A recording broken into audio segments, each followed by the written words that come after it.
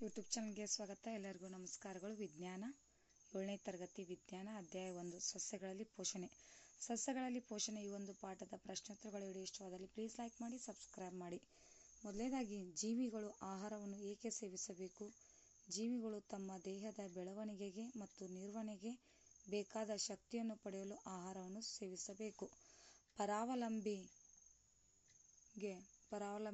ಅಥವಾ ಕೊಳತಿನಿಗಳ ನಡುವಿನ ವ್ಯತ್ಯಾಸವನ್ನು ತಿಳಿಸಿ. ಪರಾವಲಂಬಿಗೆ ಮತ್ತು ಕೊಳತಿನಿಗೆ ಇಲ್ಲಿ ಬರೆದಂಥ ವ್ಯತ್ಯಾಸಗಳು. ಪರಾವಲಂಬಿಗಳು ಸಸ್ಯ ಪ್ರಾಣಿಗಳಿಂದ ಆಹಾರವನ್ನು ಪಡೆಯುತ್ತವೆ. ಇನ್ನು ಕೊಳತಿನಿಗಳು ಸತ್ತ ಮತ್ತು ಕೊಳೆತಿರುವ ವಸ್ತುಗಳಿಂದ ಆಹಾರ ಪಡೆಯುತ್ತವೆ.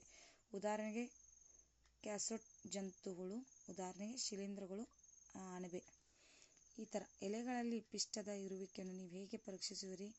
ಪರೀಕ್ಷಿಸಬೇಕಾದ ಎಲೆಗಳನ್ನು ತೆಗೆದುಕೊಂಡು ಅವುಗಳ ಮೇಲೆ 5-6 ಹನಿ ಅಯೋಡಿನ್ ದ್ರಾವಣವನ್ನು ಹಾಕಬೇಕು. ಆಗ ಹಸಿರಾದ ಎಲೆಗಳು ಕಪ್ಪು ಮಿಶ್ರಿತ ನೀಲಿ ಬಣ್ಣಕ್ಕೆ ತಿರುಗಿದರೆ ಆ ಎಲೆಗಳು ಪಿಷ್ಟ ಹೊಂದಿದೆ ಎಂದರ್ಥ.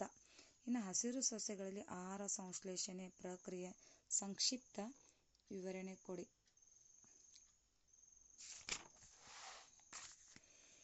ಎಲೆಗಳು ಕ್ಲೋರೋಫಿಲ್ ಹಸಿರುವರ್ಣಿಕೆಯನ್ನು ಹೊಂದಿರುತ್ತದೆ. ಸೂರ್ಯನ ಬೆಳಕಲ್ಲಿರುವ ಶಕ್ತಿಯನ್ನು ಹಿಡಿದುಕೊಳ್ಳಲು ಅದು ಎಲೆಗಳಿಗೆ ಸಹಾಯ ಮಾಡುತ್ತದೆ. ಈ ಶಕ್ತಿಯು ಕಾರ್ಬನ್ ಡೈಆಕ್ಸೈಡ್ ಮತ್ತು ನೀರಿನಿಂದ ಆಹಾರವನ್ನು ಸಂಶ್ಲೇಷಿಸುವ ಬಳಕೆಯಾಗುತ್ತದೆ. ನೋಡುವುದು ಈ ಕಡೆ. ಸಸ್ಯಗಳು ಆಹಾರದ ಪ್ರಾಥಮಿಕ ಮೂಲ ಎಂಬುದನ್ನು ರೇಖಾಚಿತ್ರದ ಮೂಲಕ ತೋರಿಸಿ ಮಾಡಿದ್ದೇವೆ. ಇನ್ನು ಬಿಟ್ಟ ಸ್ಥಳ ತುಂಬಿರುವುದರಿಂದ ತಮ್ಮ ಆಹಾರವನ್ನು ತಾವೇ ಸಂಶ್ಲೇಷಿಸುವುದರಿಂದ ಹಸಿರು ಸ್ವಪೋಷಣೆ ಎನ್ನುವರು. ಸಸ್ಯಗಳಿಂದ ಸಂಶ್ಲೇಷಿಸಲ್ಪಟ್ಟ ಆಹಾರವು ಪಿಷ್ಟ ರೂಪದಲ್ಲಿ ಸಂಗ್ರಹಿಸಲಾಗುವುದು. ದ್ಯುತಿಸಂಶ್ಲೇಷಣೆ ಸಂರಕ್ಷಣೆ ಹಿಡಿದುಕೊಳ್ಳುವ ವರ್ಣಕ ಪತ್ರಹರಿತು.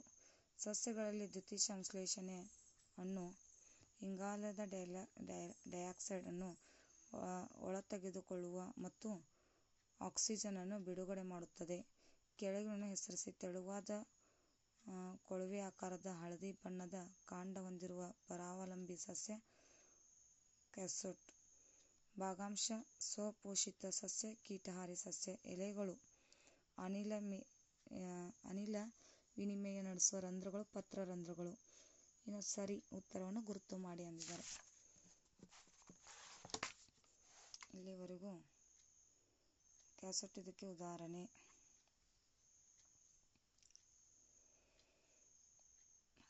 ಹೇಳಿಕೆಗಳು ಸರಿಯಾಗಿಲ್ಲ. ಸರಿ ಎಂದು ತಪ್ಪಾಗಿದ್ದಲ್ಲಿ ತಪ್ಪು ಎಂದು ಗುರುತಿಸಿ.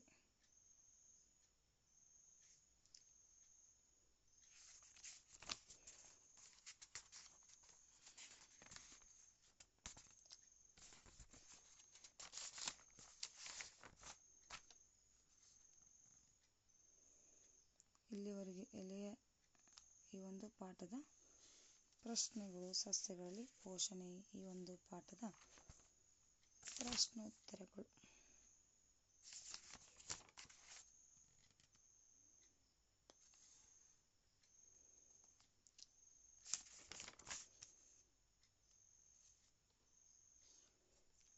ಸಸ್ಯಗಳಲ್ಲಿ ಪೋಷಣೆ ಈ ಒಂದು ಪಾಠದ ಪ್ರಶ್ನೋತ್ತರಗಳ ವಿಡಿಯೋ ಇಷ್ಟವಾದಲ್ಲಿ ಪ್ಲೀಸ್ ನಮ್ಮ ಚಾನಲ್ ಒಂದು ಲೈಕ್ ಮಾಡಿ, ಸಬ್ಸ್ಕ್ರೈಬ್ ಮಾಡಿ, ಶೇರ್ ಮಾಡಿ. Thank you.